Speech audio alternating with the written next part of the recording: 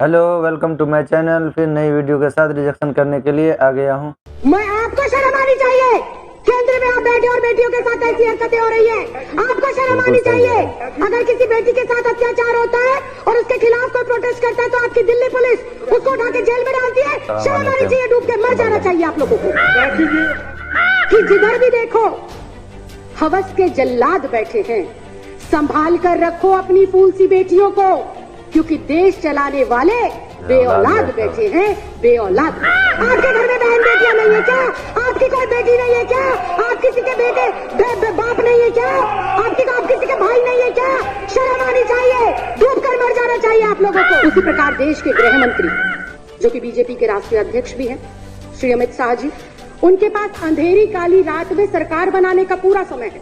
उनके पास विधायक खरीदने का समय है, लेकिन देश की बेटियों की सुरक्षा सुनिश्चित हो, देश की सुरक्षा सुनिश्चित हो, इसके लिए देश के सुरक्षा गृह मंत्री के पास समय नहीं है।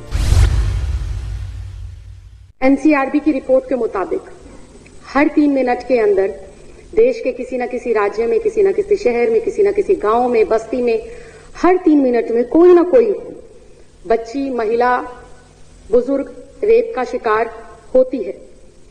लेकिन दुर्भाग्यवश स्थिति ये है कि ना तो देश की महिला बाल विकास मंत्री के पास अपराधियों के खिलाफ कार्रवाई करने का समय है, ना पीड़िता के परिवार से मिलने का समय है। उसी कड़ी में देश के प्रधानमंत्री जी के भी पास बड़े बड़े ने स्पोर्ट्स पर्सन हो या अभिनेता हो, उनके साथ फोटो खिंचाने का समय है, उनकी शादियां अटेंड करने का समय है, लेकिन देश की बेटियों पर हो रहे अत्याचार, उनकी सुरक्षा, उनकी जिम्मेदारियों को लेकर देश के प्रधानमंत्री के पास टाइम नहीं है। उसी प्रकार देश के गृह मंत्री, जो कि बीजेपी के राष्ट्रीय अध्यक्ष भी हैं, श्री अमित शाह जी, उनके पास अंधेरी काली रात में सरकार बनाने का पूरा समय है। उनके पास विधायक खरीदने का समय है, लेकिन देश की बेटियों की सुरक्षा सुनिश्चित हो, देश की सुरक्षा सुनिश्चित हो, इसके लिए देश के सुरक्षा गृह मंत्री के पास समय नहीं है। ऐसे में ये कहना बिल्कुल भी गलत नहीं होगा अध्यक्ष जी कि जिधर भी देखो हवस के जल्लाद बैठे हैं। संभाल कर रखो अपनी फूल सी बेटियों को, क्योंकne देश चलाने वाले बेऔलाद बैठे हैं। बेऔलाद बैठे, बिल्कुल चिंता नहीं है। आज देश में महिला सुरक्षा पे तो महिला सुरक्षा बेतुकी बातें हैं। महिला सुरक्षा बेतुकी बातें लगी आपको? बेटियों की सुरक्षा आपको बेतुकी बातें लगती है? अध्यक्ष जी, इनका शब्द निकलवाए आप, पहले कार्रवाई से बेतुका शब्द निकलवाए। मैं आपको शर्म आनी चाहिए। केंद्र में आप बैठे और बेटियों के साथ ऐसी हरकतें हो रही है, आपको शर्म आनी चाहिए। अगर किसी बेटी के साथ अत्याचार होता है और उसके खिलाफ कोई प्रोटेस्ट करता है तो आपकी दिल्ली पुलिस उसको उठा के जेल में डालती है। शर्म आनी चाहिए, डूब के मर जाना चाहिए आप लोगों को। ऊपर से कह रहे हैं बेतुका बोल रहे हैं, शर्म नहीं आती विजेंद्र गुप्ता जी? आपके घर में बहन बेटियां नहीं है क्या? आपकी कोई बेटी नहीं है क्या? आप किसी के बेटे बाप नहीं है क्या? आप किसी के भाई नहीं है क्या? शर्म आनी चाहिए, डूब कर मर जाना चाहिए आप लोगों को। राखी जी, प्लीज, माननीय सदस्यगण, प्लीज राखी जी कंटिन्यू करें। अध्यक्ष जी, मैं दोबारा इस बात को दोहराऊंगी, जिधर भी देखो हवस के जल्लाद बैठे हैं। संभाल कर रखो अपनी फूल सी बेटियों को, क्योंकि देश चलाने वाले बेऔलाद बैठे हैं। बेऔलाद। अध्यक्ष जी, आए दिन चाहे छोटी बच्ची, चाहे 27 साल की डॉक्टर हो, चाहे 56 साल की बुजुर्ग महिला हो, हर कोई हवस का शिकार बन रहा है, हर कोई रेप का शिकार बन रहा है। लेकिन सियासत में बैठे इन सियासतदानों को कोई फर्क ही नहीं पड़ता। कोई फूल सी बच्ची को नोच ले, कोई युवा बेटी को जिंदा जला दे, कोई बुजुर्ग महिला को नोच डाले, लेकिन इन सियासतदानों को फर्क नहीं पड़ता। ऐसे में सवाल उठता है कि देश जा किस ओर रहा है? देश की ये 50% जो आबादी है, इसको सुरक्षा मिलेगी कैसे? ये बड़ा सवाल है। और अध्यक्ष जी, देश की इन बेटियों को, देश की इन महिलाओं को, देश की इस आधी आबादी को सुरक्षा जब मिलेगी जब केंद्र में बैठी हुई सरकार की मानसिकता बेटियों के सम्मान में हो, जब केंद्र में बैठी हुई सरकार की जो सोच है वो महिलाओं को सम्मान देने की हो।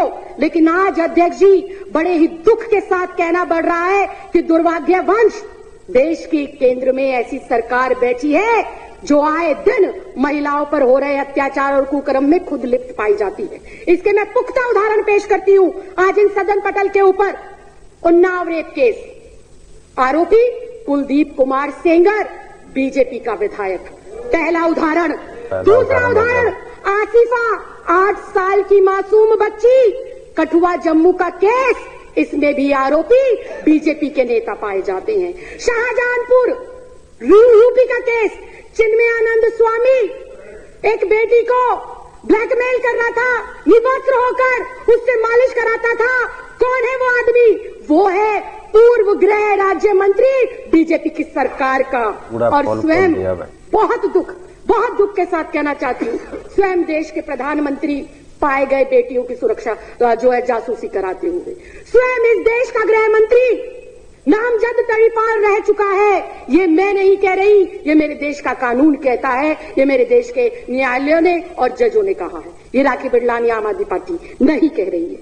अध्यक्ष जी, ये इतना गंभीर मामला, देश की आधी आबादी आज बाहर निकलते हुए ये सोचती है कि मैं वापस आऊंगी या नहीं आऊंगी। आज हमारे माँ बाप, हमारे भाई बहन, हमारे रिश्तेदार, जब मेरी जैसी बेटियां अपने काम पर पढ़ने के लिए, लिखने के लिए जाती हैं, तो पता नहीं होता कि किस परिस्थिति में वो बेटी वापस आएगी। कंक्लूड करिए। बिल्कुल अध्यक्ष जी, बुधवार 27 नवंबर की रात को दिल दहलाने वाला घटना हैदराबाद के अंदर हुआ।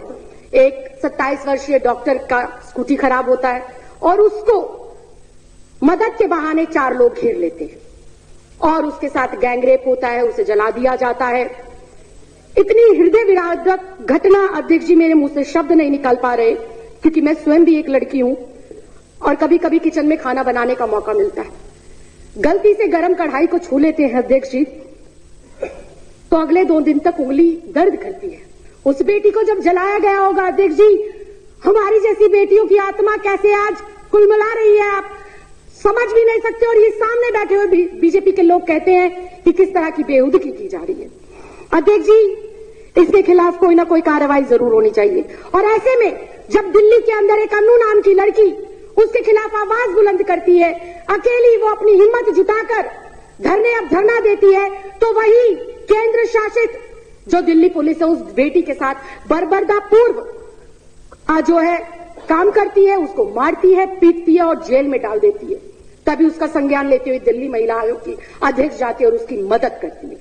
अध्यक्ष जी, कहने को बहुत कुछ है, लेकिन मैं एक बेटी होने के साथ साथ, एक महिला होने के साथ साथ एक महिला जनप्रतिनिधि भी हूं और मुझे नहीं पता कि 7वीं विधानसभा में आने का मुझे मौका मिलेगा या नहीं मिलेगा, लेकिन जितना समय और जितना प्यार जनता ने हमारी सरकार को दिया, मैं आज गर्व से सीना चौड़ा कर कर और अपनी गर्दन को खड़ा कर कर ये कह सकती हूं कि मेरी सरकार ने न सिर्फ महिला सम्मान के लिए काम किया, बल्कि महिलाओं को सुरक्षित करने में भी बहुत महत्वपूर्ण कदम उन्होंने उठाए हैं। मैं उम्मीद करूंगी कि देश में आज जो स्थिति है वो स्थिति भविष्य में ना हो, इसके लिए आज हर एक बेटी को जागना होगा, हर परिवार के सदस्य को जागना होगा और उखाड़ कर फेंकना होगा ऐसी मानसिकता के नेताओं को जो मानसिकता वो महिलाओं के विरोध में रखते हैं और जो उनकी मानसिकता महिला विरोधी झलकती है। आपने मुझे इस अति महत्वपूर्ण मुद्दे पर बोलने का मौका दिया, बहुत बहुत धन्यवाद, बहुत बहुत आभार।